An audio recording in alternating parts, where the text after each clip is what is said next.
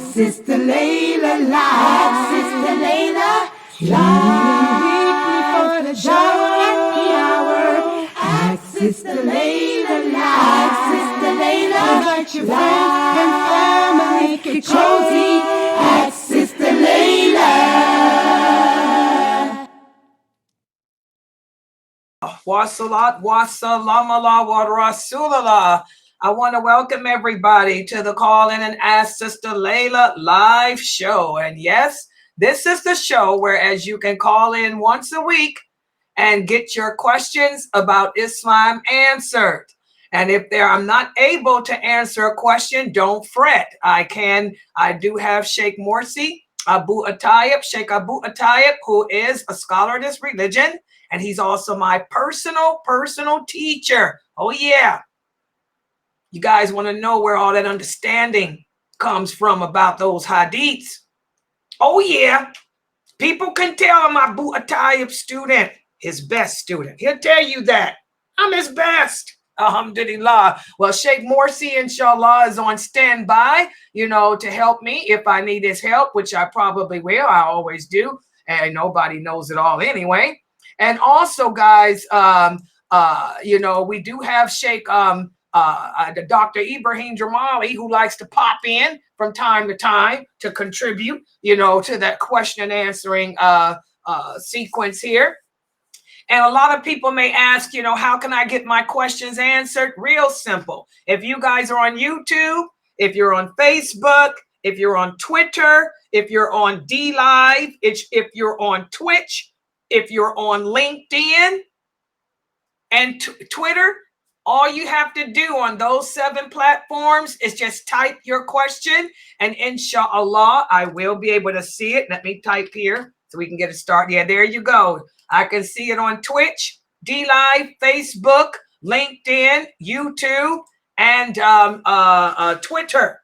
So if you have and Twitch, if you have a question, you can type it on the screen if you're on any of those platforms, and I'll try to answer it. Also, you can join our Zoom room.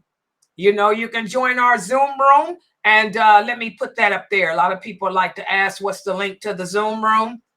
And I just want to let you guys know, too, if you come in here, I do have moderators, here to assist me.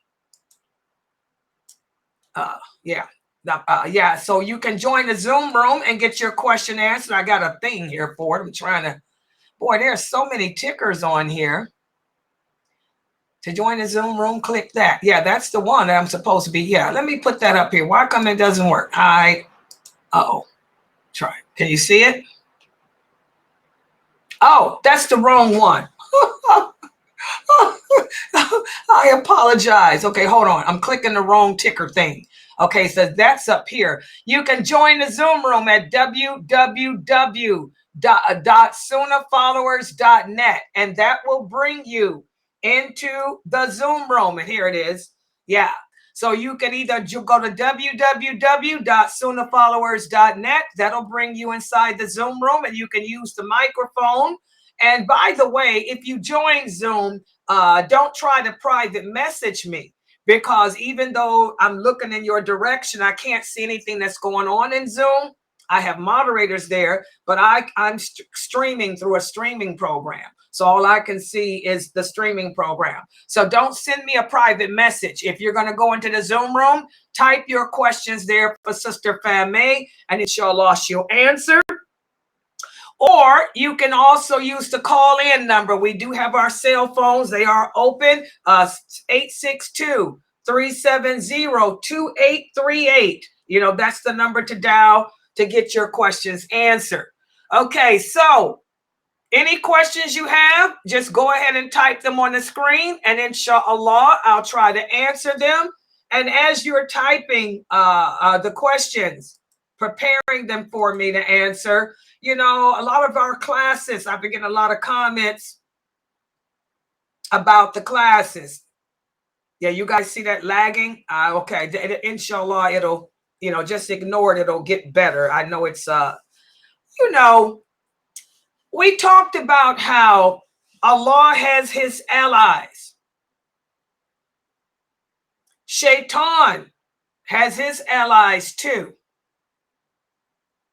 And Shaitan does not want you to get knowledge or understanding of this religion. Remember, when Islam spread throughout the Arabian Peninsula, Shaitan made a promise. He said, I will cause them to attack each other. I will put hatred in their hearts. I will cause them to be jealous of each other, attack each other, destroy one another. And this is also one of the hadiths that we spoke about yesterday. The Prophet Muhammad sallallahu alaihi wasallam, when Allah shared with him the knowledge as to what would happen to this ummah, how terrible the Muslims would become. The Prophet got afraid and he cried. And he said, oh Allah, don't punish them the way you punished the people of Noah by sending a flood or something. He said, and don't allow, since my people will divide and hurt each other, don't allow their enemies to overpower them, destroy them, wipe them out, genocide them. And Allah said, of your supplications, I grant you one. He said, I grant you the fact. He said that I will not allow the floods or anything like that to destroy your people. He said, but there's one of your supplications that I am not going to give you. He said, and there's nothing you can do to change my decision. Nothing you can do to change my decree. And that's another area he let the Prophet know where your nation will fail. Because the people of your nation, many of them will not be able to accept my decree. They will not be able to accept my decision in all matters. He said, your nation will never be overpowered and destroyed by its enemies. Instead, they will overpower and destroy themselves. They will oppress each other themselves. And that's what's happening now. Like I say, I've been on the net for so long, since 1986, giving dawah. Okay. I have never had a problem from the non-Muslims. And this is a fact. The non-Muslims never bothered me. They know I'm here and they could care less. They're doing their thing and I'm doing mine. All of my trials and tribulations have come from Muslims. Oh yeah. The denizens of Shaitan, who like to try to, the hypocrites, they like to try to stomp out the truth. They don't want the truth to be known about the rights of women. They don't want the truth to be known about how to pray correctly. They don't want the truth to be known about how we're supposed to follow the companion's understanding, not scholarly understandings. So they always attack my website. So that's why you see this lag. This is a couple of denizens who are angry because they can't take me off the internet, Young men, Muslim men from Africa, but they living in a different part of the world, United Kingdom. They're angry because they can't shut Laila up. So they try to nuke and do things like that to my server to try to stop my dawah to make. So that's what that lag is that you see. You see how I'm lagging? He's bringing it on like a jinn. It's called nuking. He's nuking my IP. But guess what, bro? You can keep nuking. You might make me lag, but you can't take me down. Because I'm titanium. So you can keep nuking, but you can't take me down. I am titanium. People have been trying since 1986. Back in the days of cyber wars. I used to be an IRC operator on FNet. Yeah, I ran about several servers. Kuwait, Saudi Arabia, Egypt. Those were my channels. I was one of the ops on Kuwait, an operator on Saudi, an operator on Egypt, and I also ran Channel Iran. Me and Kufrit. Remember that? Been around a long time. Y'all been trying to nuke me ever since. I'm still here. So you might get the lag, but it's destroying your computer because I'm on several servers.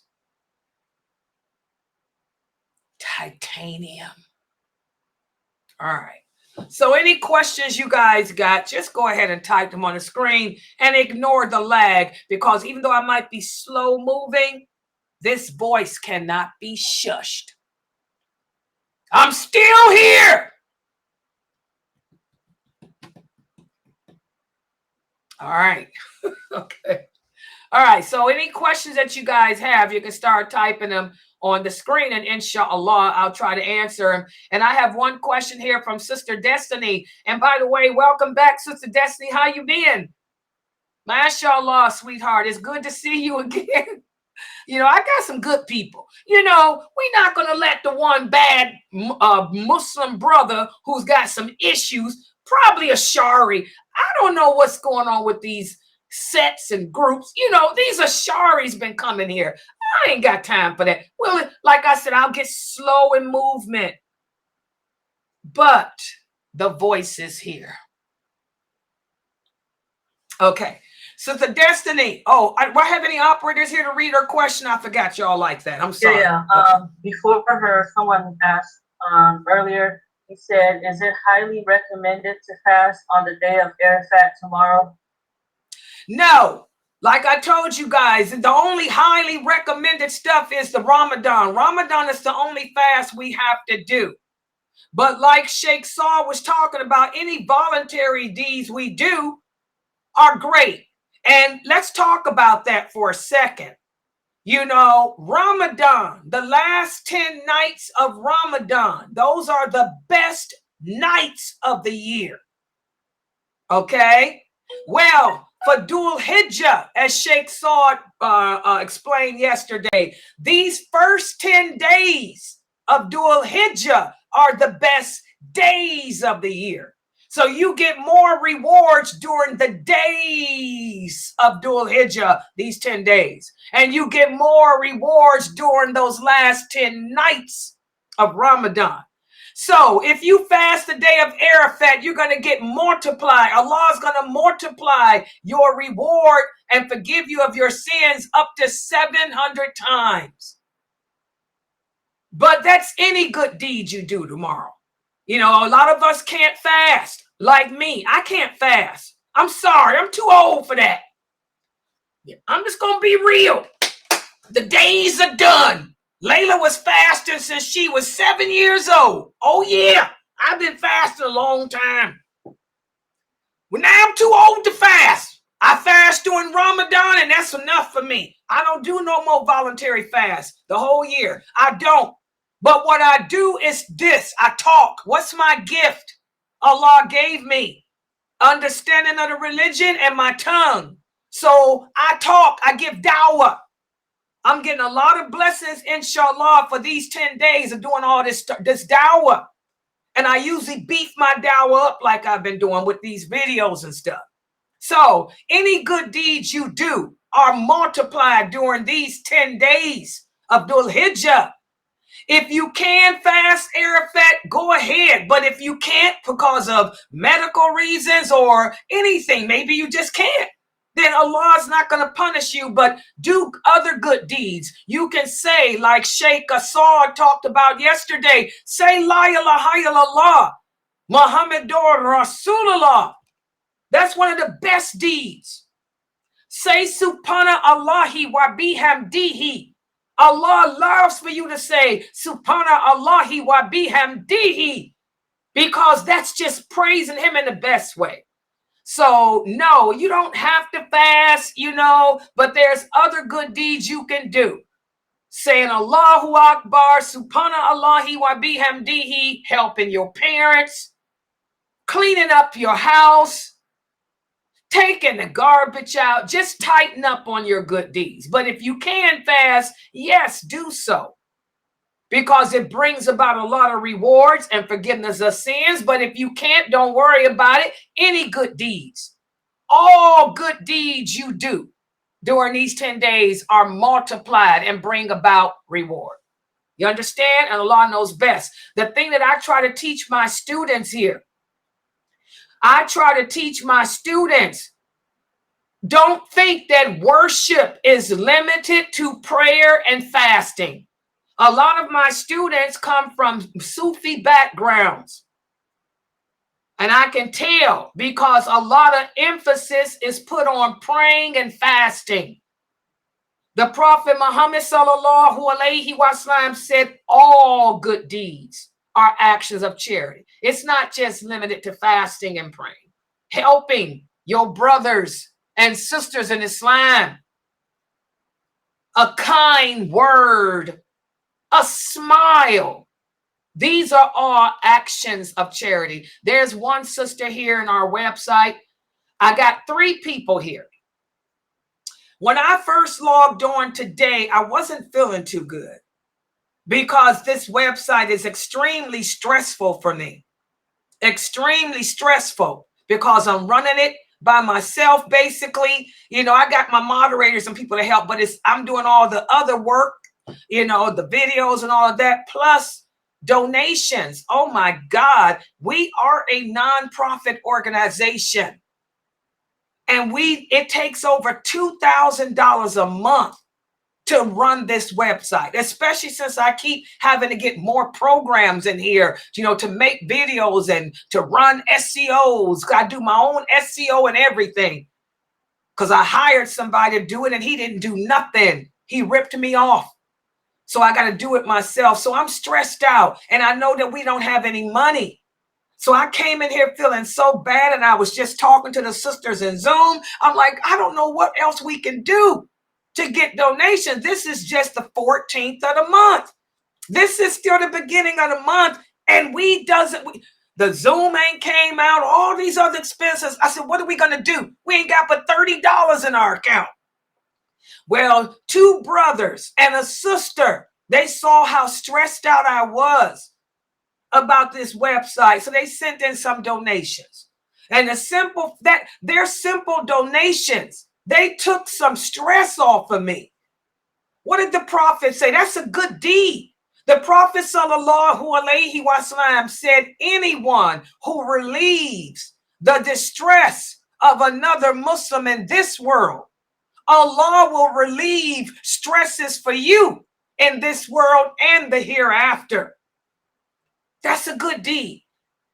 Plus, they were given in charity to not only me by relieving my stress, but they were given in charity to you because without their donations, we wouldn't be on the internet. Because if the Zoom room ain't paid, the streaming ain't paid, I guess what? I can't log on. And I just remember that.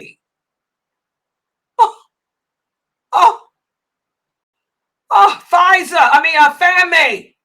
Write that down.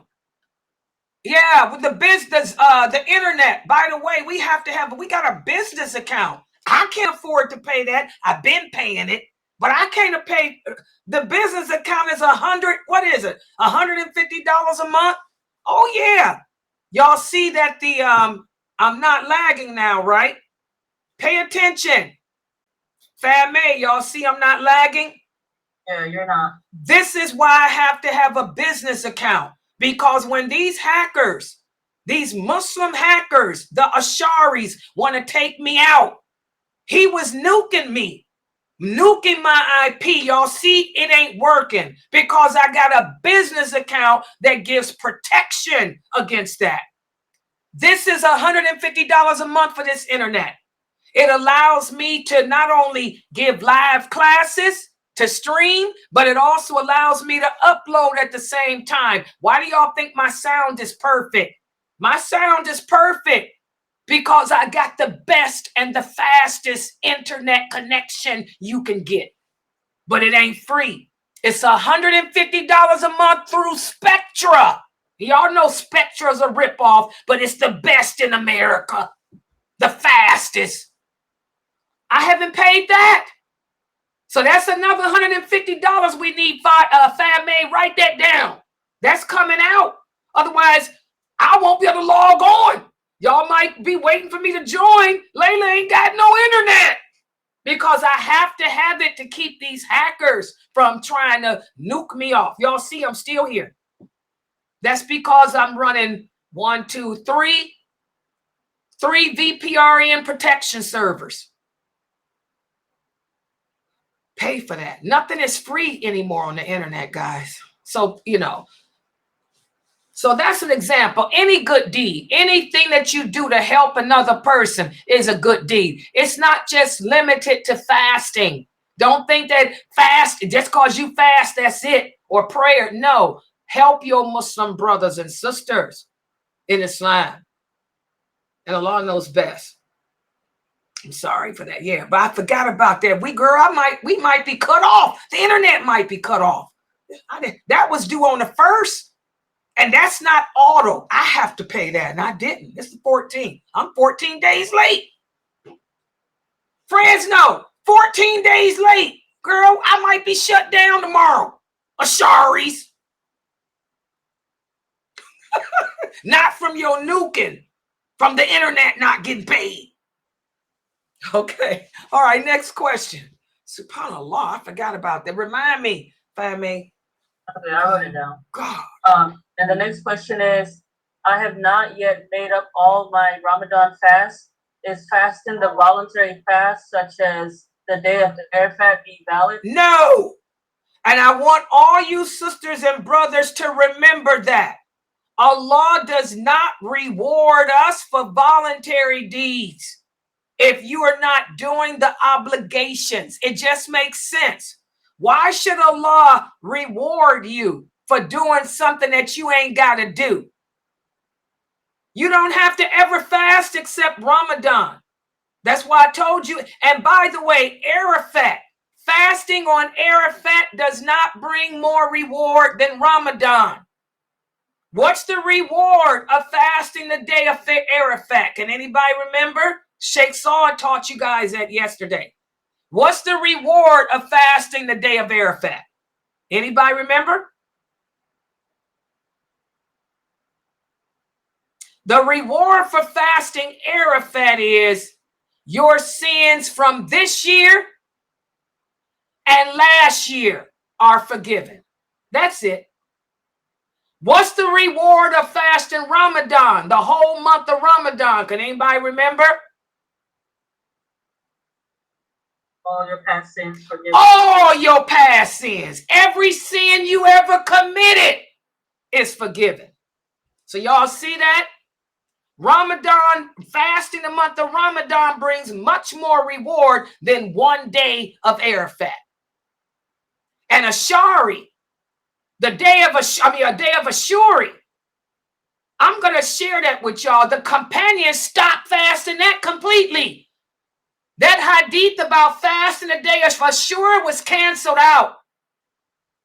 Allah sent down the month of Ramadan. The Muslims used to fast. The companions would tell you, we used to fast the day of Ashura until Allah sent down Ramadan. After Allah sent down the command to fast Ramadan, none of the companions fasted the day of Ashura anymore. Not Ibn Umar, not Ibn Abbas, not Aisha, none of them. Ramadan replaced the day of Ashura.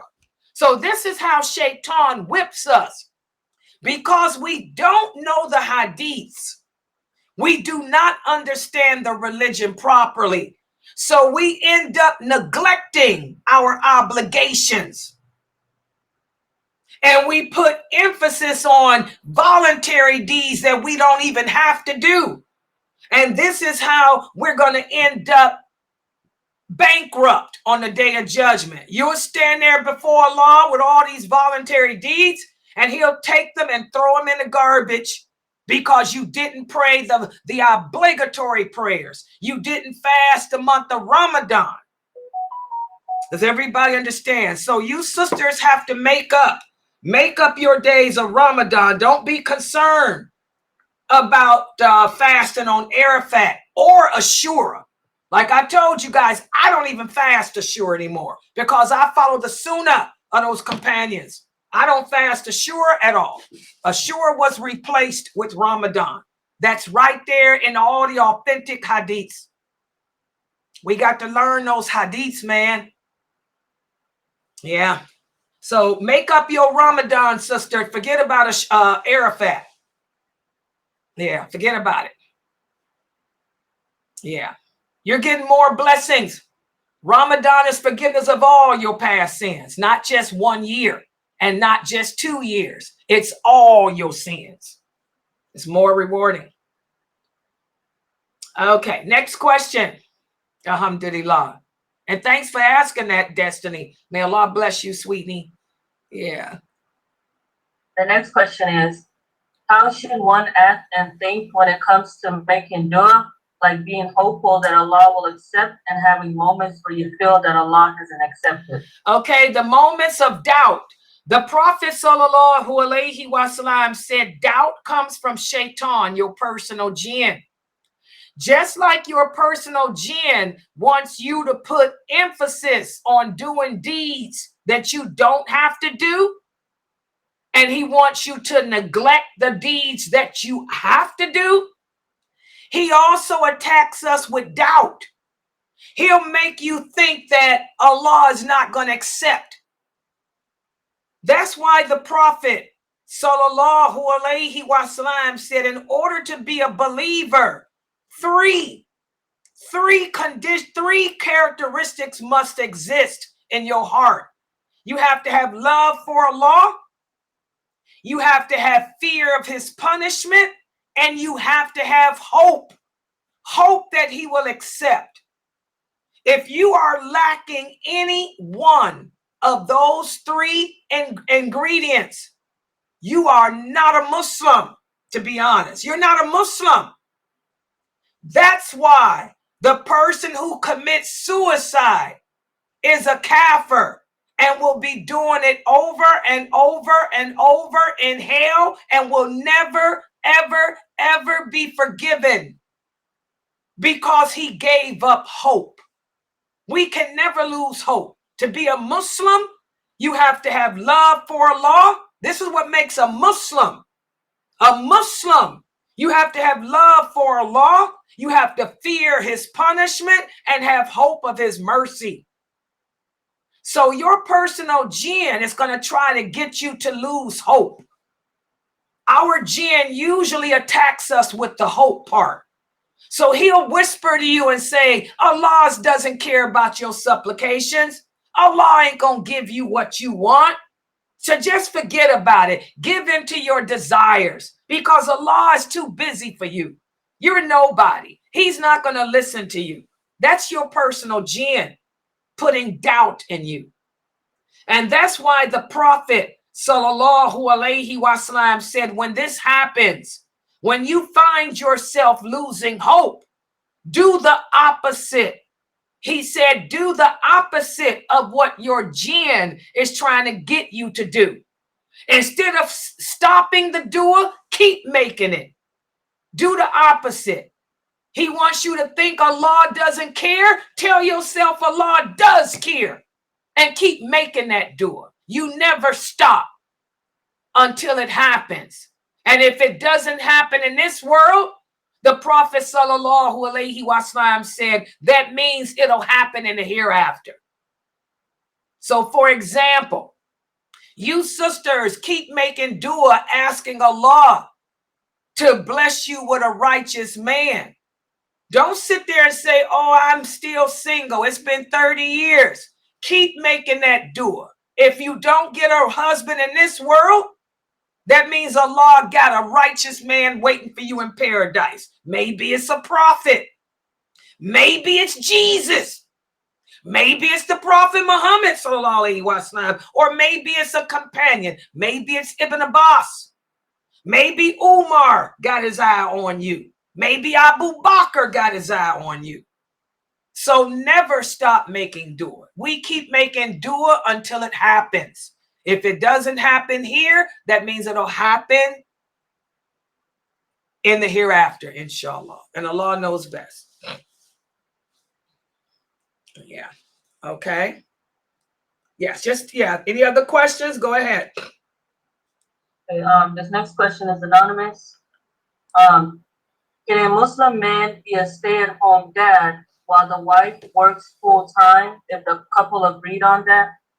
This is an example of the signs of the last hour. Remember, we talked about yesterday, why does Allah send war? The Prophet Muhammad sallallahu alaihi wasallam detailed the things that will happen that will lead to the war against Islam. What's going on in Gaza, and it's not just Gaza. Like I told y'all, this war has been going on since the Bush regime. This genocide's been going on since the Bush regime. It's all been leading up. We had Iraq, the war, the Desert Storm, Iraq, when they violated Kuwait and killed, raped, maimed. We had Bosnia. We had the Afghanistan genocide. We've had, this is Yemen. This has been going on since for years now, since the late 1990s.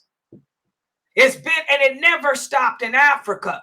It's been going on a genocide in Africa ever since. Forget about Idi Amin. It's been going on since Idi Amin. Okay. The Prophet told us why Allah will send war. What was the Hadith? The Prophet sallallahu alaihi wasallam said, whenever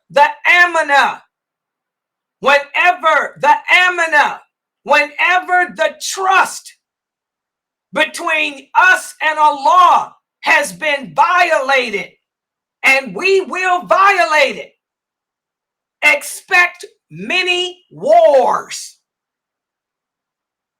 Her question is an example as to why the war in Gaza and Africa and all other parts of the world is happening.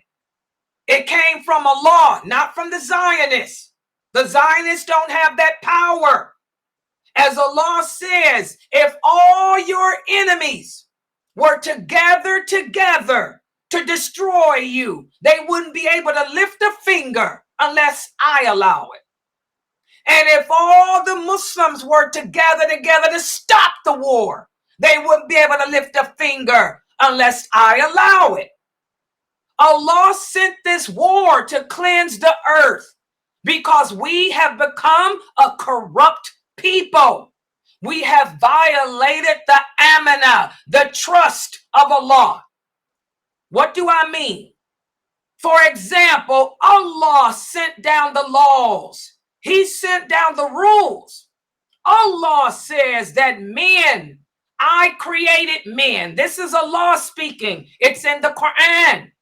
He says, I created man to be the provider and the maintainer and the protector over women. So nowadays we got men who don't want to be men. You want to be a woman. And Allah says, I created women to be the nurturing helpmate of the home. Allah did not create women to work. I am a woman. I just retired, and I can tell you, working was hell. It was hell having to go out my house every day and be a man, because that's what working requires, to be a man on my job. I had to fight for the rights of others. I ain't nobody's protector. That's a man's job to protect me. Then I had to be the protector of my clients. That's a man's job. I had to take clients down to the floor like a dude. Okay? I wasn't equipped for that. That's why my anxiety is off the hook. I'm paying the price of being a man for 36 years, where my anxiety is gone. I have to put up a harsh exterior. I have to walk around and like which I am. I am a master intimidator. I had to become a master intimidator. because I'm always out in the public doing what a man's supposed to do, because I didn't have nobody to provide and maintain me. This is why Allah sent the war to Gaza and everywhere else, because it ain't just Gaza. The trust has been violated. The trust has been broken. Instead of us living our lives abiding by the laws of Allah, we have adopted our own laws. We've blurred the lines. We have blurred the lines with Allah. So is it okay for a man to stay home and be a wimp and his wife to go out and be a man? No, it's against nature, because Allah didn't create a woman to be a man, and he didn't create a man to be a woman, and Allah knows best. Next question. You brothers need to fear Allah. You brothers need to get up off your rockers and be men. And that's another one of the signs of the last hour. The prophet said, when that trust becomes broken, you will see women taking over the affairs of men. The women will be the keepers over men when this happens. The prophet said, when you live to see this happen, expect that the last hour is real near. And know that the war against Islam is near. So yes, the war against Islam is already happening, thanks to you, brother, sitting at home, being a wimp, while your wife be's a man. Thank you. Blame yourself. Don't blame the Zionists. And Allah knows best. Next question. When a woman marries after she divorced with kids, who has more rights, her husband or her kids? Which husband? What do you mean? If a woman remarries after what? Wait a minute. Oh, which husband? The father of the children? Is she asking? What is she? Make this worded a little differently. Is she asking, does the father of the kids? So reword it. She said her new husband. Her new husband ain't got no responsibility over her kid. Another example. Y'all see why the war in Gaza is going on. The same answer I gave to the first question. Those children don't belong to him. They ain't his responsibility. Those children have a father. Another example as to how we blur in the lines. The children are the responsibility of the father, who they come from, not somebody they don't come from. He ain't got no rights over your children except to treat them nicely. Their father is their father, and their father can never be fired. Just like you are their mother, and you cannot be fired. Your ex-husband's new wife cannot fire you as a mother and replace you. Well, your new husband cannot fire your ex-husband and replace him as a father. These are examples as to why Allah has brought the war. He wants to cleanse the earth of bad stuff like this. Blurred lines.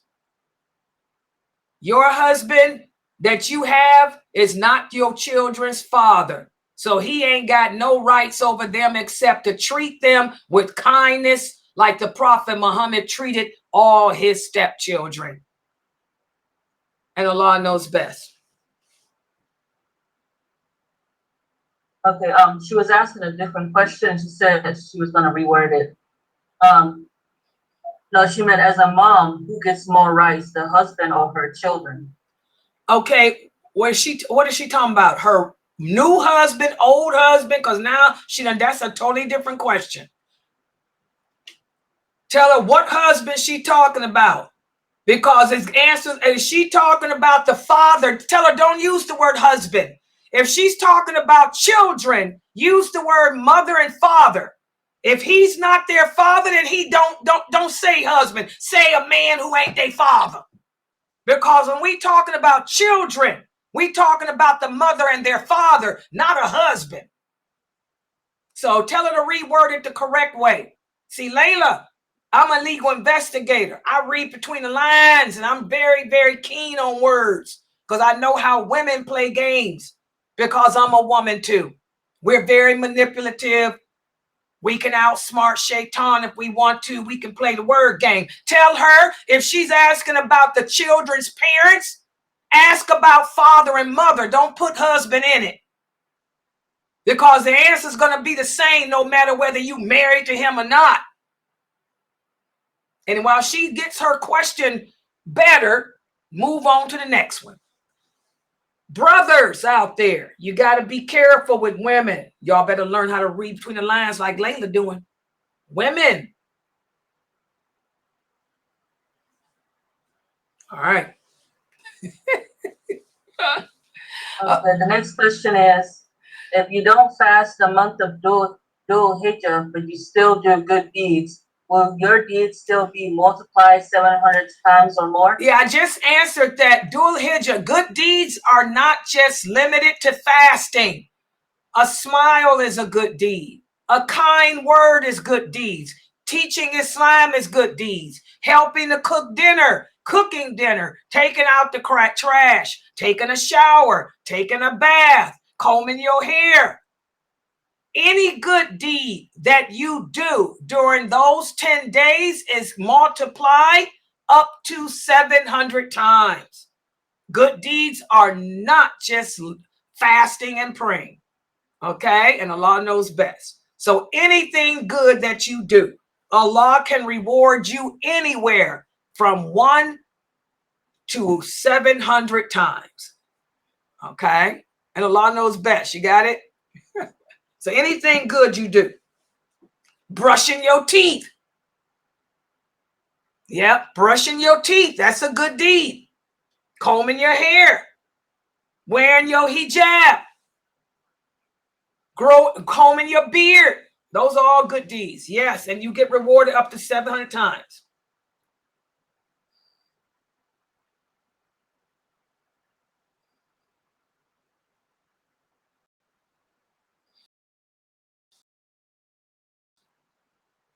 Next question.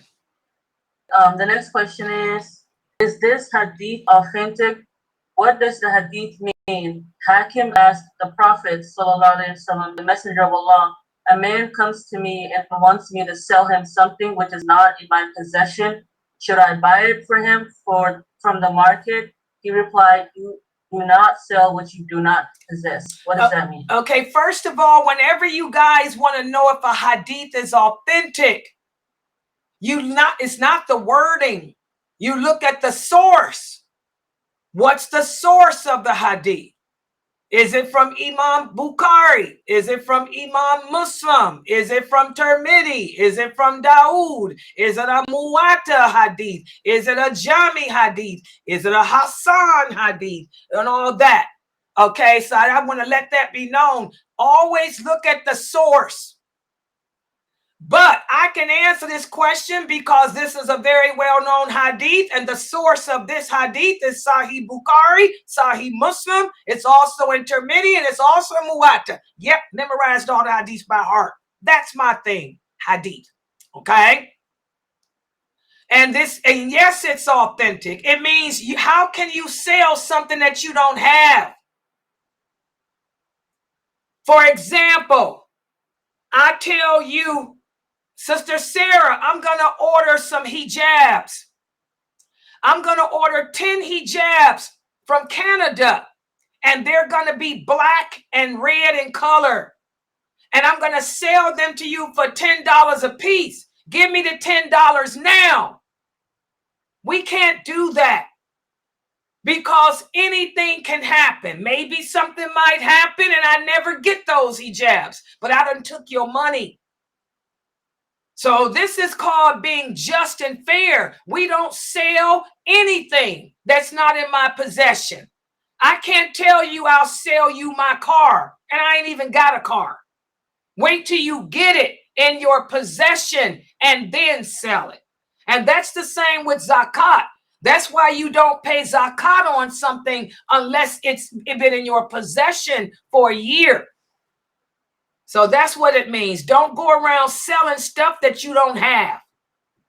It has to be, I have to be holding that mouse in my hand. I'm going to sell you this mouse for $5 hand. Here it is. You can look at it. Now you can buy it. So yes, it's authentic. That source of that is Bukhari and Muslim and Muwatta. Okay. Next hadith. Next question. Okay, going back to the sister earlier, she said, I got married and my kids live with their father. I feel bad, like I did something bad, as people are saying. I abandoned my children because I don't live with them. I see them often. So my question, as a mom, not living with her kids, am I being unjust as a mom to my kids?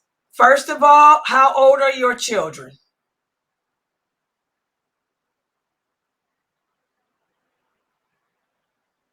And she also added, I try my best. Okay, hold on. Before I'm going to make this real short and quick. How old, and I want everybody to pay attention. How old are your children? She said 19, 17, and 10. Your children are adults. So what are you asking? What is the question? This is not an Islamic question. This is a peer pressure question. I don't understand why it's even a question. It sounds like a mental issue. Your kids are adults. You got a 19-year-old, a 17. We're not talking about babies. You're talking about some grown adult children who you should be trying to get married, to be honest, especially in this day and age. So my answer to you is, why do you care what knucklehead people say to you?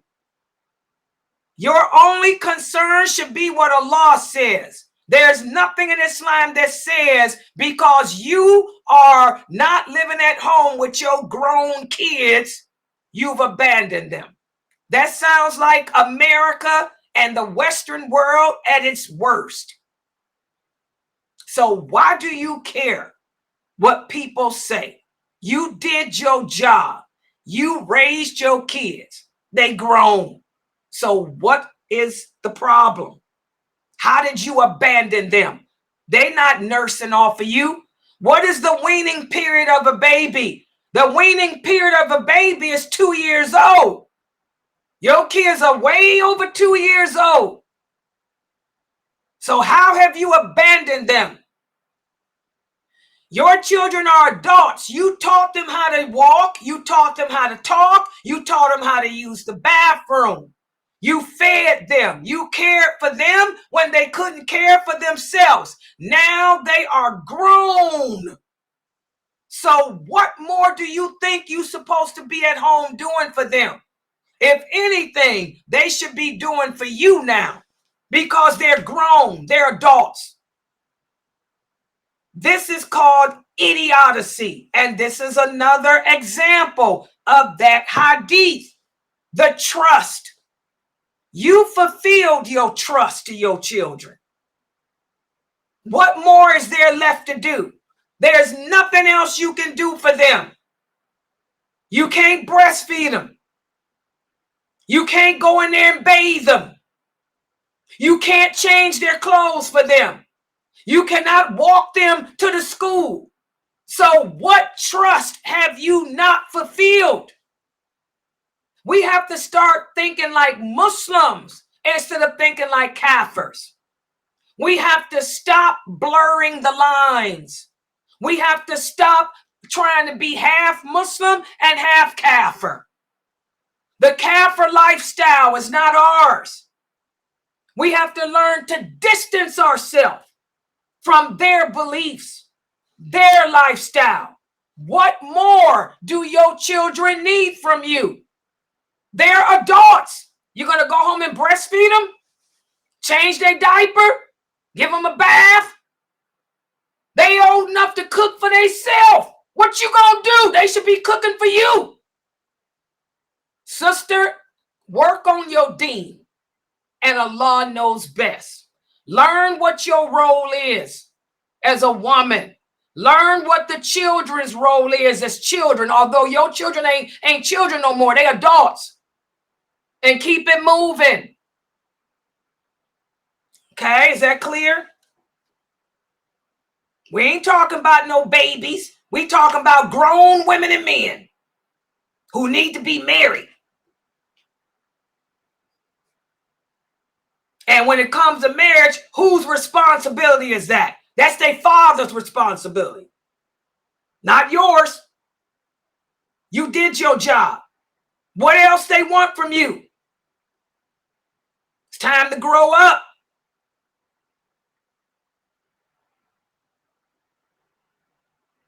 The trust, the amana. That's why we have war.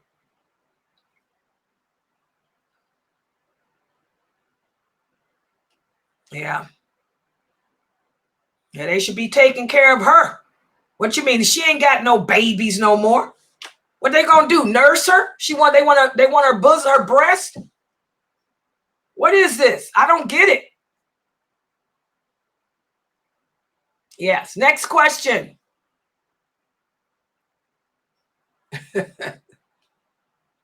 Next question is from Miss Jackson. She said, why don't you do individual or couple counseling for sisters and brothers? Because that's what Islam is. It's that's why I'm glad you recognize that, Miss Jackson. The Hadiths, the Sunnah of the Prophet sallallahu alaihi wasallam. The Prophet Muhammad completed his mission, and he completed the mission of every other prophet that came before him. There is nothing that we indulge in this world that he has not told us how to handle. He's taught us how to handle ourselves in all situations. But the problem is the Muslims, we're living in the days of fitan. The Muslims don't know the Sunnah. The Prophet said the Sunnah will become forgotten. The Sunnah will become abandoned. The Sunnah will become replaced with fatwa from man. That's the problem. The Muslims have deviated away from the traditional Islam. We're not practicing Islam with the understanding that those original companions had. We have a Western understanding where we think that a woman should go out and get a job and provide and maintain you, the family, while the man stay home and be the woman. That's what the West did. The West has corrupted us, where we think that even though my kids are well over puberty, I'm still supposed to nurse them. I'm still supposed to be a slave. That's the Hadith. What's the Hadith we went over yesterday? A woman will give birth to her master. I done birthed you. I'm your mother. You are grown kids. You kids are way over puberty, but y'all want me to come home and be your slave. I'm still supposed to breastfeed you. I'm still supposed to cook for you. I'm still supposed to give you a bath. I'm still supposed to wash your clothes. That's the Hadith. A woman will give birth to her master.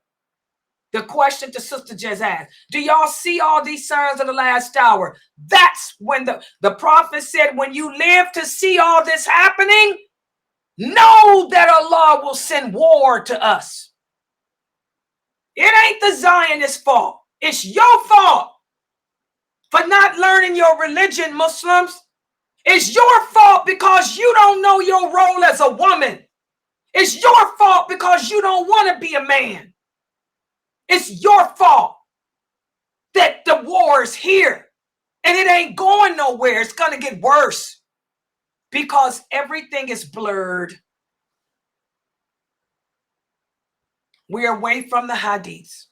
It's all about Arabic. Y'all keep on learning Arabic.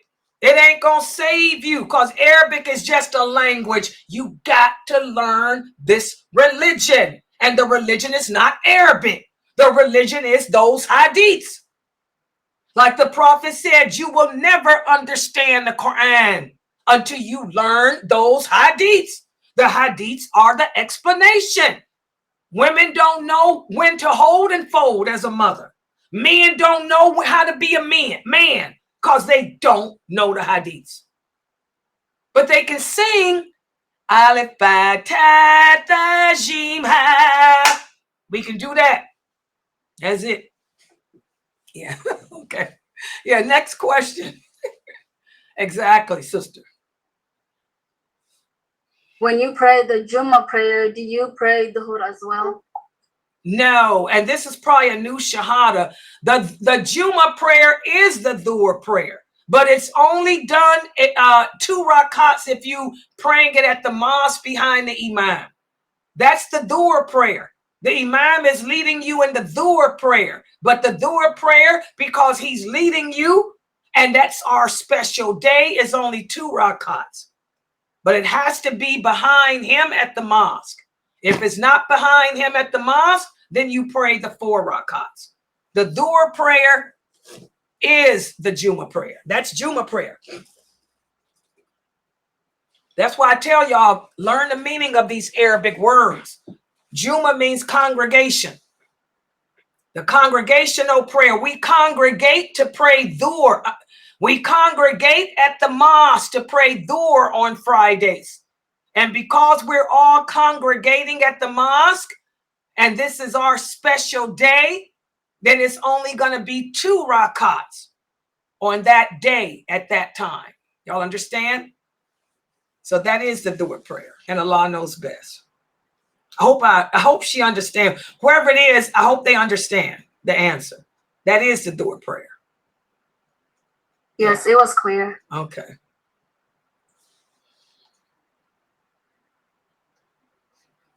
Okay, somebody's asking me about polygamy. Is polygamy okay with me?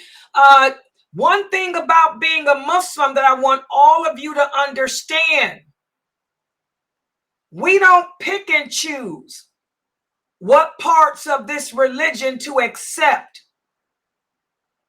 Muslim is an Arabic word that means submission, submission to Allah. So if I would take the Arabic away and you were to ask me, what am I would tell you, I am a person who submits to whatever Allah says. Whatever Allah commands me that is good and clean, I accept it. I submit. Whatever Allah tells me is bad and dirty, I accept. I submit. Polygamy is good and clean because Allah said it is. And because Allah said it's good and clean, I accept and I submit to my Lord, and it is good and clean. Any other questions? Just like my Lord said, fornication is bad and dirty. I accept that fornication is bad and dirty. I accept, I submit to my Lord. I don't fornicate. Does that answer your question? So yes, it's okay. Everything that Allah says is okay is okay. The only thing that's not okay is what he said is not okay. That's what differentiates the Muslims from the other people of the book. The Christians, they took their priest, they took their rabbis and made them gods over Allah by allowing them to change Allah's laws. We Muslims don't do that. We submit. We submit to whatever our Lord says without hesitation. And Allah knows best. Okay, next question. Assalamu alaikum, sis Laila. Based on that thing that you just said, can a Muslim say that I submit to Allah's will? I believe in polygamy and everything. I have nothing to say about it. I submit myself, but I do not want to be in that relationship where I will have to be the first or second wife. Can a Muslim say Okay, that? we have to understand the meaning of words. What are you saying? All you saying is something that you don't want to do. What does the word submit mean? And what does the words I don't want to do means? I don't understand the question. Well, based on just how I understand it. Just like the first question today. Do I have to fast the day of Arafat? No. Is fasting Arafat good and clean? Yeah. But do I have to do it? No. And I'm not doing it. But does that mean I reject that Arafat is a good day? That's what you're asking me. Just because it's something that I don't have to do, does that mean because I don't do it, I'd reject the law? Y'all got to watch the wording y'all use. You know, who said anything about because it's something, because I choose to not fast the day of Arafat? Does that make me a kafir? That's Kharajite. That's why I want y'all to be careful how y'all think. A lot of y'all have Kharajite thoughts. Because a person's not doing something, you want to call them a kafir. Polygamy is good and clean because it's lawful. It's good and clean. I submit to all things that the law says good and clean. But if I was married to a man like Fatima, the prophet's daughter was, polygamy is good and clean. Ali wanted to get married. She said, who are you marrying? Abu Jahal's daughter. Oh no! She's the daughter of the enemy of Allah. And I am the daughter of the prophet of Allah. I could never get along with her. She wasn't protesting against polygamy. She was protesting against him marrying a woman who was the enemy of Allah. She said, there's no way me and her could ever share or be anything. Do y'all understand? Y'all need to look at the meaning of words. Oh, I got what you're saying, and that's what I wanted to. You know, English is not my. Yeah, I know. That's why I'm trying to break it down. And also I'm breaking it down for these people too. Yeah, Jazakumullah, and I understand that. It's not that you're refusing it, you just don't want to do it. It has nothing to do with you not submitting to the will of Allah. Yeah, submit means I Be careful. Yeah, submit. My son is there. Yeah. And I talked to Sister Laila. You see how she's dealing with me? Do something, and no, my son is he's in the class, so yeah. Submit means to accept, guys. I accept. That's another word. Submit. I accept without question that it's true, that it's good, that it's clean. Just like I accept that if you want to fast on Arafat, it's a good thing.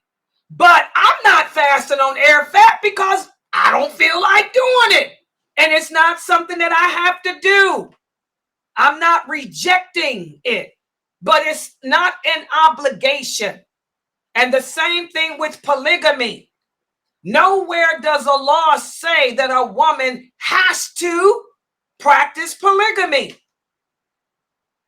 If she feels that, like Fatima, if she feels that it's something not good for her, she can say, I refuse it.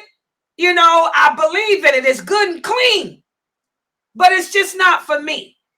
Just like fish.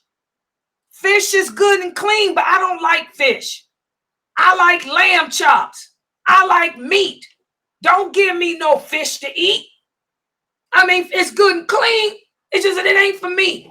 I'd rather have a steak, or I'd rather have a lamb chop, or I'd rather have some goat meat. Take the fish, knock yourself out. Y'all understand?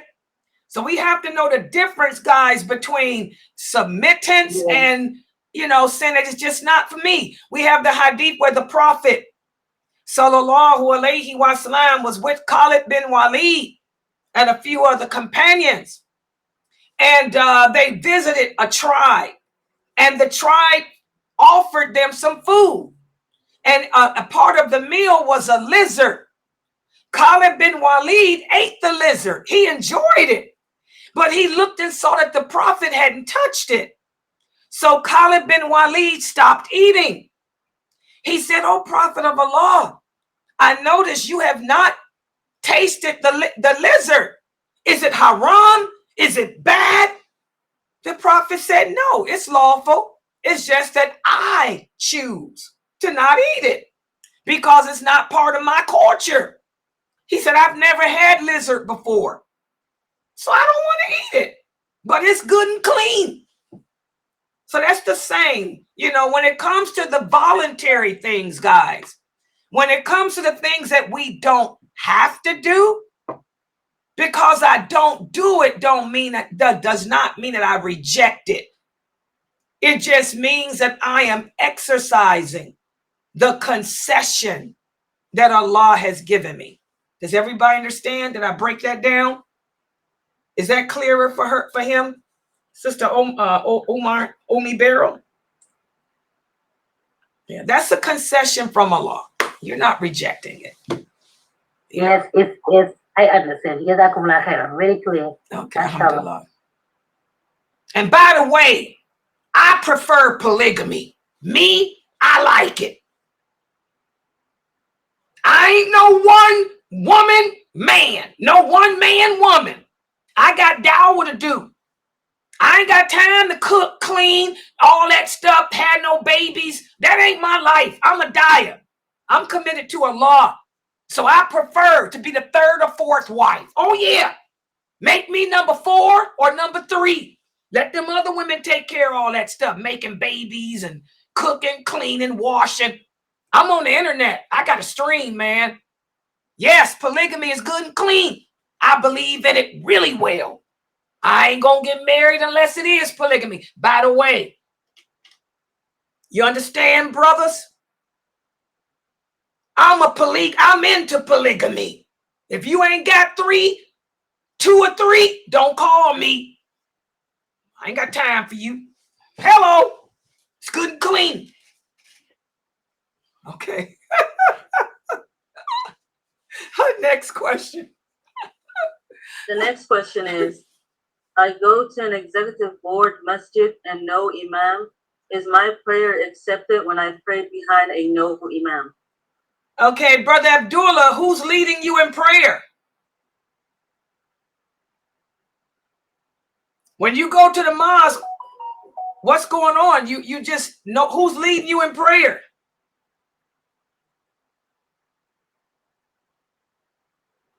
Girl, I'm glad we got donations because, girl, they come. I told y'all this weekend we would have been overdrawn. That was my phone clicking because one of the bills, I forgot about SoundCloud, y'all. SoundCloud just came out of our account. Yeah. SoundCloud. Yeah. Okay, so there's somebody leading the prayer, or is everybody just doing their own thing? Is there one brother leading y'all in prayer? Or are you just praying to the wall and somebody praying to that wall? And is there one person who y'all are standing behind, praying behind? No. Brother Abdullah, is there one man leading all of y'all in prayer? What the heck is this? Brother Abdullah, get your behind to the masjid. No, listen to the question. Is there one brother who is leading everyone else in prayer? I don't care if it's today is Tom. Tom's going to lead you today. The next prayer, Jerry. Jerry leads us. The next prayer, here comes Sam. Sam leads us. Is there one man? Y'all all congregate. I don't care if the man switches, but are y'all praying behind one person? Okay, that one person is the imam. This is why we have to learn English. The English meaning. Imam is an Arabic word that means leader. Take me to a leader. One man must lead the people in prayer. That's what imam means. It means a leader. I am the imama of this website.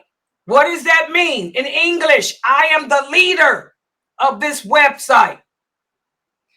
I am the leader of my home. If my granddaughter was here and she was going to pray with me, I am the imama. I am the one to lead. So an imam is not a person that went to college and got a degree. An imam is one person that we pick to lead. Do you understand now? Did I explain that in good English? Y'all help me. Am I explaining this? This is why I'm always telling y'all, don't get confused with Arabic. Arabic is a language. It just means one person to lead.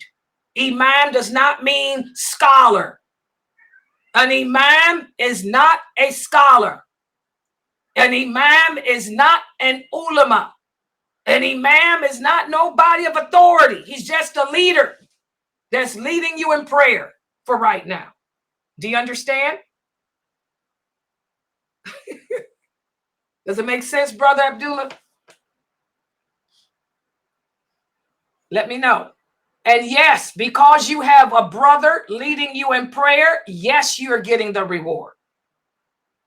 Yes, long as there's a brother, it don't matter if he's Tom, Dick, or Harry. It can be, long as it ain't no female, because that's another problem. We got females trying to be imamas.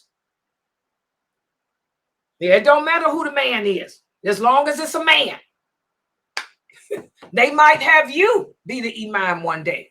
They might ask you to lead, because some masajids do that. They rotate.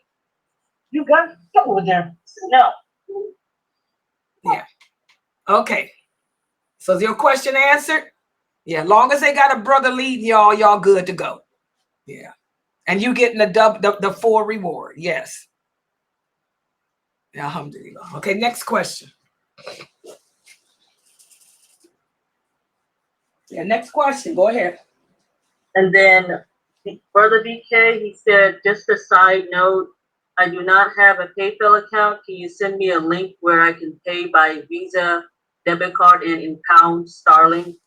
Okay, well, I don't have any other link except PayPal for that, especially because PayPal is the one that transfers that money into US dollars. May Allah bless you, Sister BK, but PayPal is the only way that you can do that, because, you know, PayPal automatically converts it into US dollars. Yeah.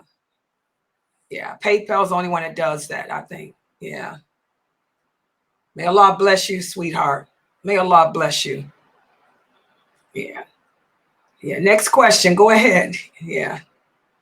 And that's a good question, guys, that Brother Abdullah asked, because you might find yourself in a situation like that, you know, and for the new shahadas, they don't know, you know, they think that an imam is a scholar or something. They don't know. Imam just means a leader. As long as there's one brother leading you and all of y'all, then you're fine. It can be a different brother. They might ask you to lead one day. Yeah, then yeah, you're fine. That's a good question he asked. Allah knows best. Yeah, go ahead.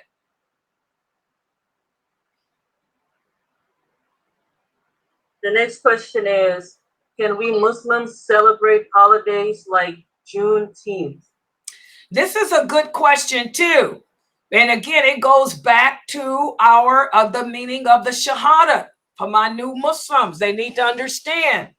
When you testify to La ilaha illallah, Muhammadur Rasulullah, we are also pledging allegiance.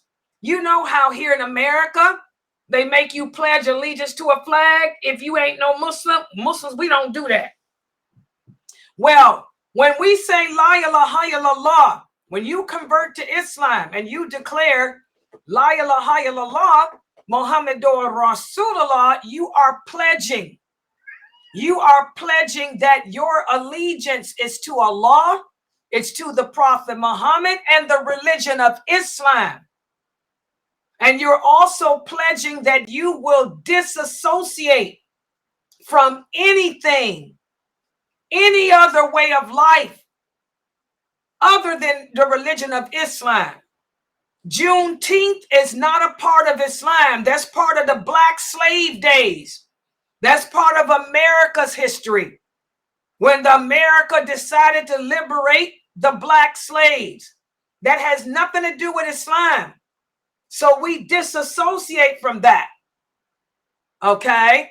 So no, as Muslims, we don't take part in any holidays that are not a part of our religion.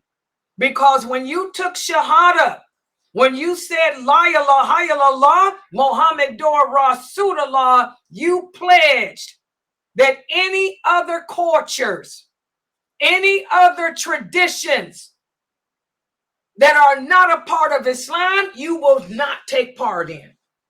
So no, we don't participate in Juneteenth.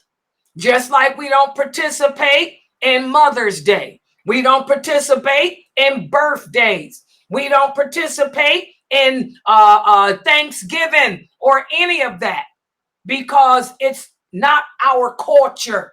Our culture is Islam. We don't have allegiance to a race. We don't have allegiance to a country. We don't have allegiance to a flag. Our allegiance is to Allah, to the Prophet, and to the religion of Islam. And Allah knows best. Okay?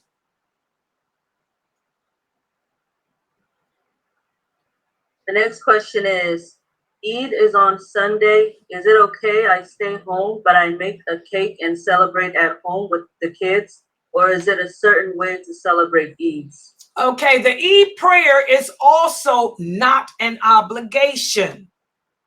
Now that's an example of a highly recommended sunnah.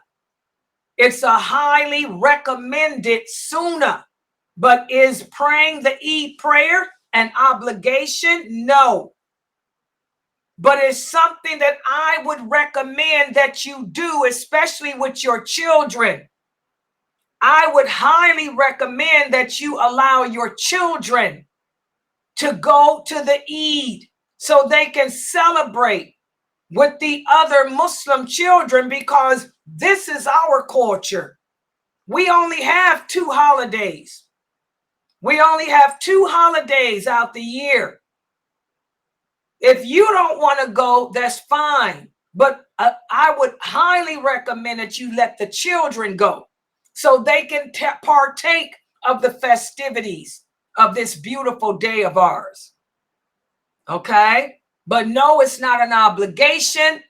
If you want to stay home. But I would highly, highly recommend you let those kids go. And you can make them a cake. Make them a cake. But let them interact with the other kids if you can. Okay? And Allah knows best. Next question. And Brother Malik wants to know, do you have to go to the Eid? I know it is a voluntary deed. Okay, well, you just answered your question. Look at your question. Didn't you just answer it? Since it's a voluntary deed, do you have to go, Brother Malik? Since it's a voluntary deed, this is why I'm a stickler on the words. See, the Ruwaybida. Who are the Ruwaybida? The Ruwaybida. These are the Muslims that have a lot to say about politics. They're real smart. They know how to articulate. They can speak well. They know what the word volunteer means. They know what the word obligation means. And they can chew. They're like a cow that chews a cud, as the prophets say. They can play with those words. They know what they're saying. Okay? But the people of the Sunnah, we got issues.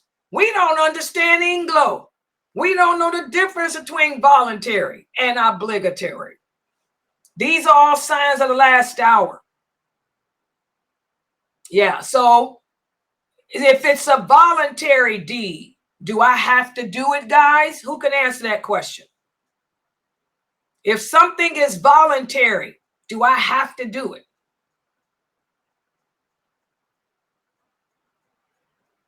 Can anybody answer that? No, you don't. Exactly. You don't have to do anything that's voluntary. What you have to do is what Allah said you have to do. That's called obligatory.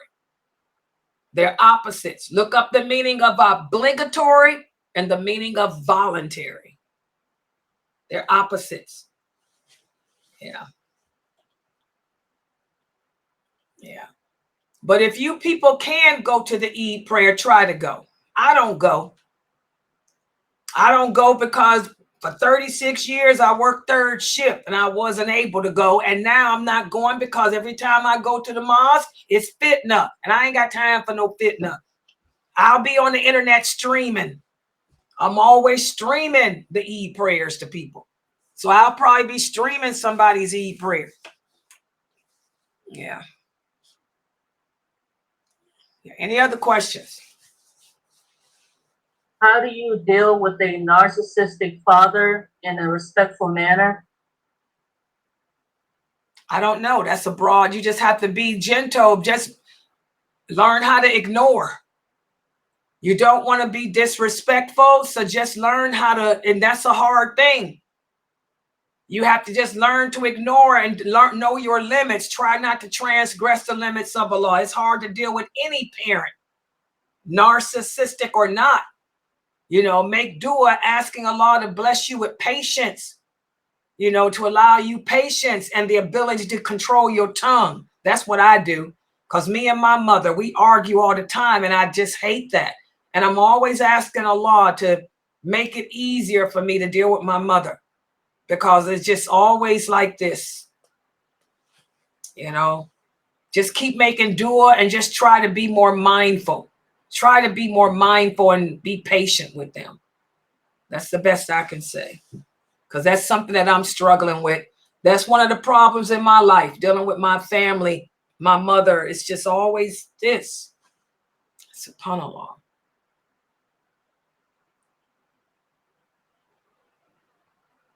Okay, Miss Jackson said that she's a black family. Okay, where do you live at, Miss Jackson? What state? What state do you live in? I know what you're talking about, how you feel. What state you live in? I'll tell you where to go. Because this is the problem, guys. Racism. I know what she's talking about. We got a serious problem. Oh, Seattle? We got a lot of Muslim sisters here in Seattle.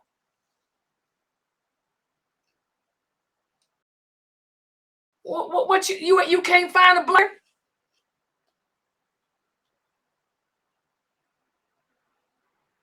My best student lives there, Pfizer. She lives in that area.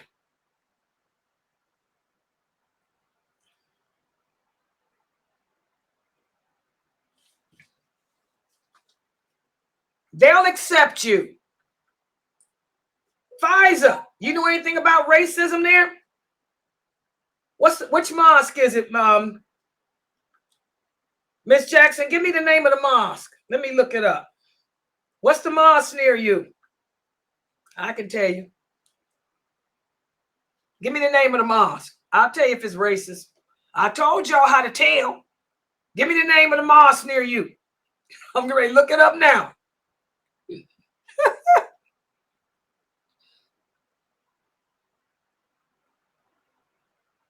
Oh, that's, Des Moines. Oh, where's Goldie? Ain't Goldie there? That's where Goldie lives. Hold on, let me check it out. That's Iowa.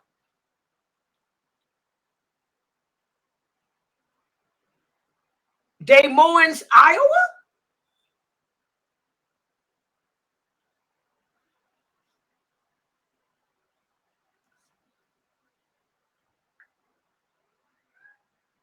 What's the name?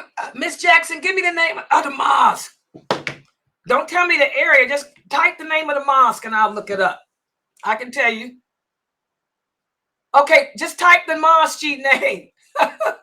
And I can look the mosque up right quick and tell you. Okay, while she's typing that name, give me the next question. The next question is, why does the Imam start saying takbir for around 20 or 30 minutes at the Eid? Is that an innovation? No, that's probably just how he does it. He's probably allowing people to come there. I don't know. He's probably waiting for people to come. Yeah, what's the name of the mosque? Just give me a name and I'll tell you if it's racist. I'll look it up real quick. Yeah. Yeah. Any other questions? Go ahead.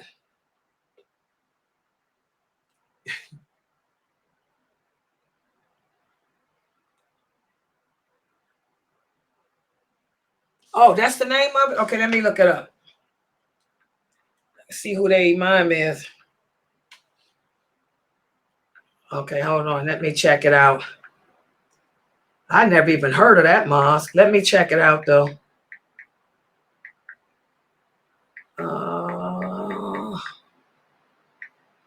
Federal. Oh, God. Look at this little place. Wait a minute. Hold on. I'm going to check it out.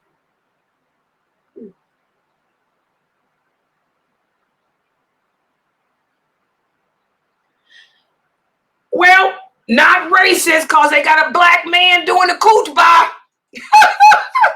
Miss Jackson, the khutbah is they got a picture of a black man doing the khutbah.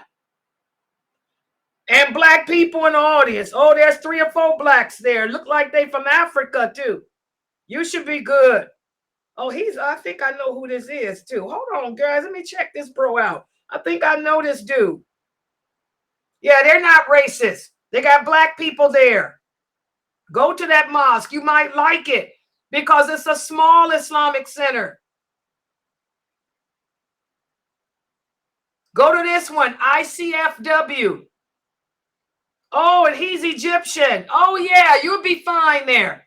They got black people there, and this imam here is Egyptian. The Egyptians are not racist because they Africa. Yeah, oh, here's another black brother. He's from Somali. Oh, I know these people. There's another Egyptian. Good mosque. Oh, I know him too. MashaAllah. See, I usually know these bro. Oh, yeah, he's a friend of this one of Dr. Jamali's peoples. Yep. Go there. You'll be fine. Oh, look at him. He's Chinese. Oh, here's another black brother. They got a lot of black people here, sister. I know this dude. The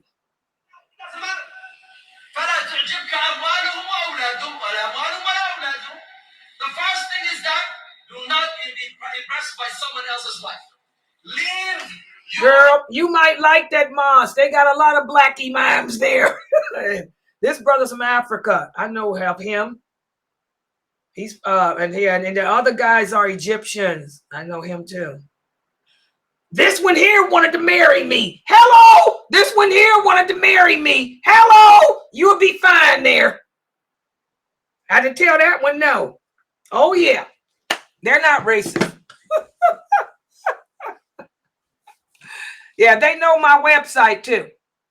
So, yeah, you'll be fine there, Miss Jackson. They know about me and my website, and they know Dr. Jamali, too. So you should be good.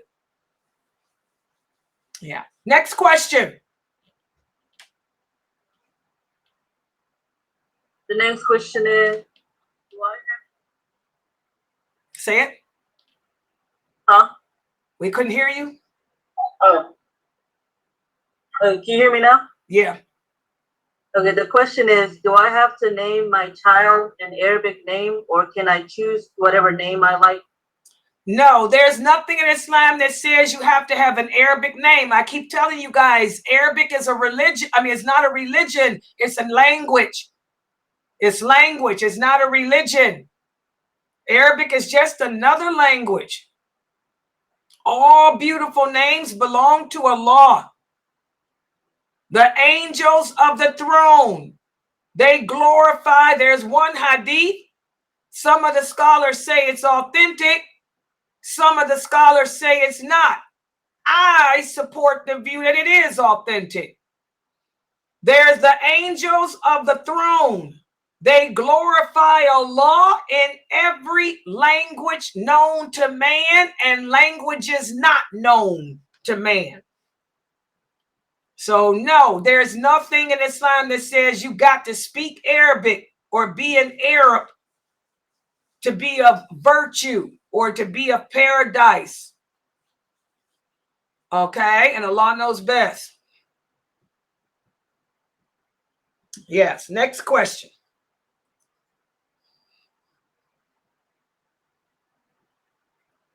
Those are all now. Oh, okay. I gave my daughter a Pakistani name.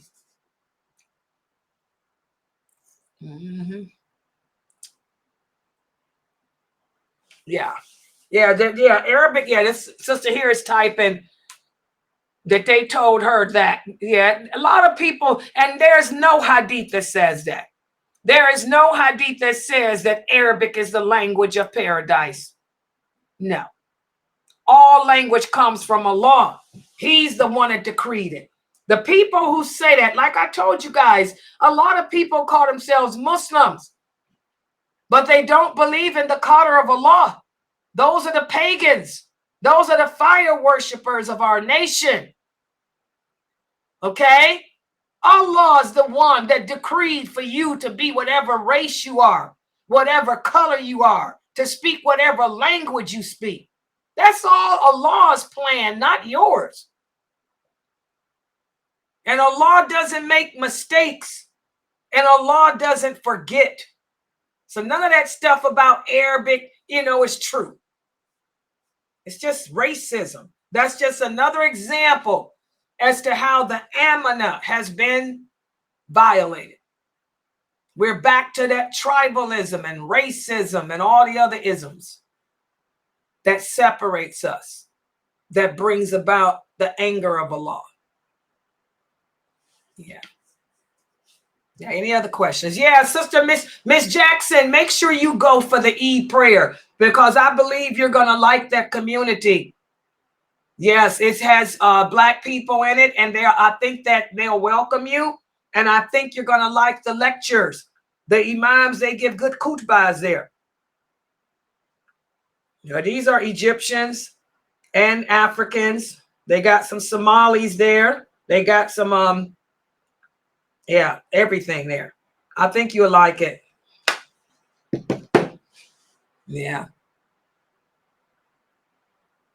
How can you deal with someone who curses a lot? It's hard to deal with that. So just try to, every time they do it, try to make them stop. Tell them that it's not nice. It's not good. Is he coming back to where? Sheikh Atlee is. Sheikh Atlee will always be a part of this website, guys. We use his books and stuff. Yes, this website still has his name on it. Yes, this is part of Sheikh Atlee. This is his dawah too.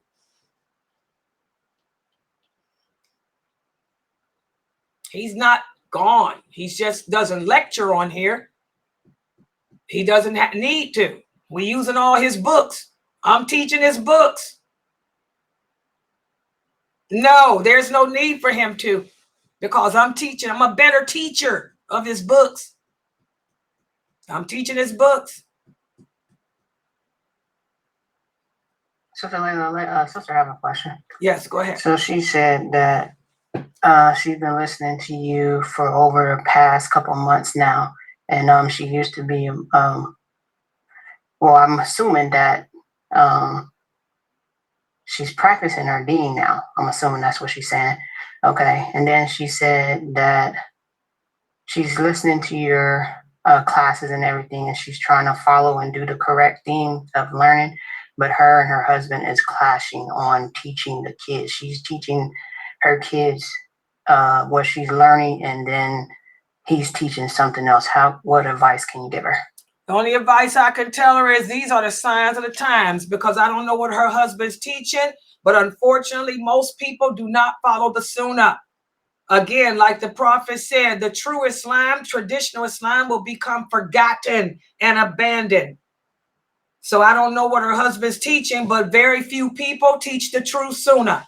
These are the signs of the time. This is why Allah brought this war. What is her teacher? Ask her, what is her husband teaching them? What is he teaching them? If he got a problem with this is true Islam. So that means if he's got a problem with them learning this, and that means he's an innovator or something. What is he teaching? Is he Wallace D. Muhammad? That's what I'm asking. She says she think he's Mutazila. She think he's Mutazila. That's what she's trying to spell, I'm assuming. Yeah, what is that, Sufism? So, she think he's a Sufi?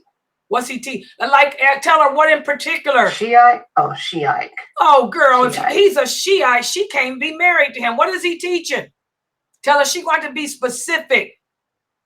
Because if her husband's a Shiite, she can't, they hate the Prophet. I mean, they hate the companions.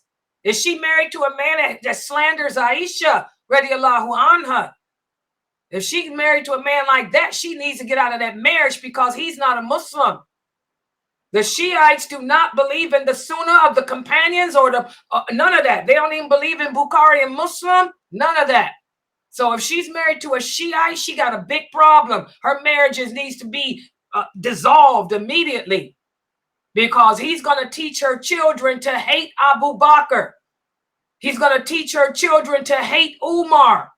He's going to teach her children to hate Aisha, radiallahu anha. He's going to teach her children that Aisha was a prostitute. Astaghfirullah. Tell her she can't be with no man like that. If she's following me, then she needs to dissolve that marriage, pack her bags, get the heck away from that dude. Because that dude is an enemy of the Prophet. The Prophet sallallahu alaihi wasallam said, anyone who is an enemy to any of my companions is an enemy to me. And anyone who is an enemy to me is an enemy to Allah.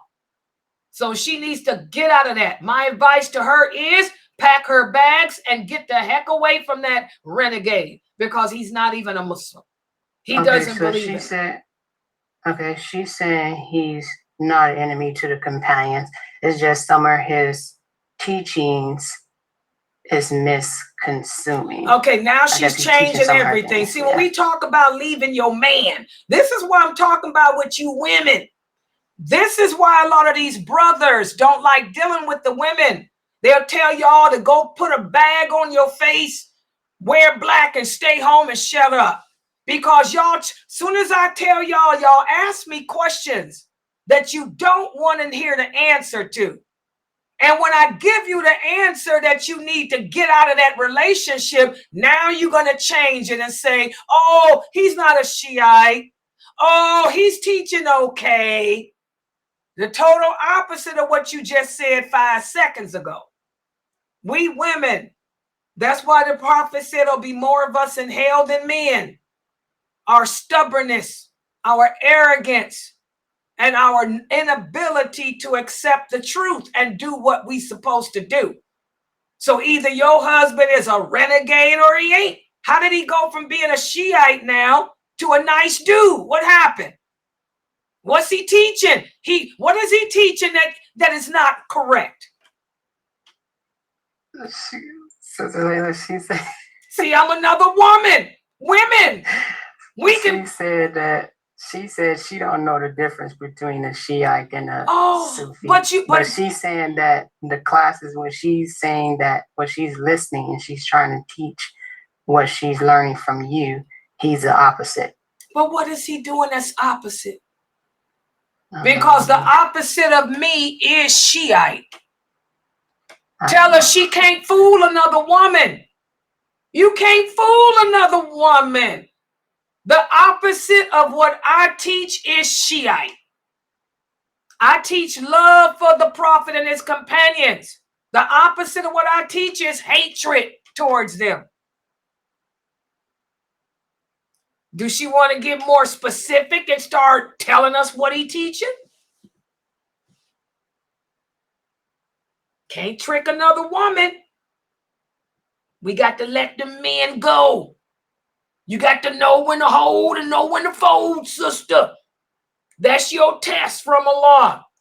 Do you truly love Allah, or do you love that Shiite man? That's your personal test. Okay, next question.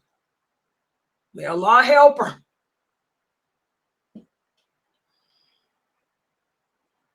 If you want to cover your face, go ahead, Miss Jackson. What's the problem? Sounds to me like you got some personal issues going on. What woman feels comfortable covering her face? You got some insecurities, Miss Jackson. Miss Jackson. It keeps, okay, but yeah, if you want to cover, you can. Yeah, I'm just teasing you. I'm teasing you. Yes, if you want to wear niqab, go ahead, sister. Nothing wrong with that. Yeah, that's your choice. Long as you know that you ain't got to. Nothing wrong with that. Some women like to cover their face up, you know. I ain't one of them. I get too much attention when I do. When I cover my face, I end up getting too much attention because it's the eyes that pop. Yeah. But if you want to cover your face, go ahead. And you know what I was thinking that? I wanted to say that because I'm like you. You probably got some OCD issues like I do. Oh, I'll put a mask on in a heartbeat. Oh, yeah. But if you want to cover your face because of COVID, I don't blame you, girl. Especially if you hanging around people that don't cover their mouth when they talk. If you hanging around Muslims, and a lot of these Muslims don't cover their mouth. You hanging around some Muslims that don't cover their mouth, this is what I do. I'll do it in a heartbeat. My best friend here tell you, I'll take my hijab and do this in a heartbeat and throw a mask on top of it. I got OCD too. Yep. Yeah. Yeah, but if you want to wear one, go ahead. I understand. Yeah, I have a question here. My parents are pressuring me to go to college. However, personally, I don't want to go. Am I sinful for disobeying them, as my mother says? Again, it's the same thing we talk about all the time. Whatever good deeds we do, if you want your good deeds to be accepted, they have to be done for the sake of Allah, not for the sake of your husband, not for the sake of your mother, not for the sake of nobody else. If I want to, like Miss Jackson, if Miss Jackson wants to cover her face, if she wants Allah to accept that, she has to do it for the sake of pleasing him, not to make her husband happy. Because a husband don't matter. It's about paradise is through Allah, not through your husband. So the same with you going for college. If you want to go to college to get a degree because you want Allah to be proud of you, then you go to college and get a degree. But if you're doing it just to please your mother, Allah doesn't accept it. You won't get no reward from Allah. You will please your mother and father, but you ain't going to get no barakah from Allah for that. Do you understand, guys? We talked about that. The two conditions. In order for our good deeds to be accepted, two conditions must exist. Number one, the deed must be done solely for the sake of Allah. Number two, the deed must be done the way Allah legislated. If those two things don't exist, Allah does not accept. If you don't want to go to college, tell your parents you don't want to go and ask them to get you married. That's the problem. We need to get married. We're putting all this emphasis on college, and then we wonder why we have a high apostasy rate. Why is it that our daughters are coming home pregnant with kafir babies in their stomach? You emphasize the life of this world. That's that hadith too.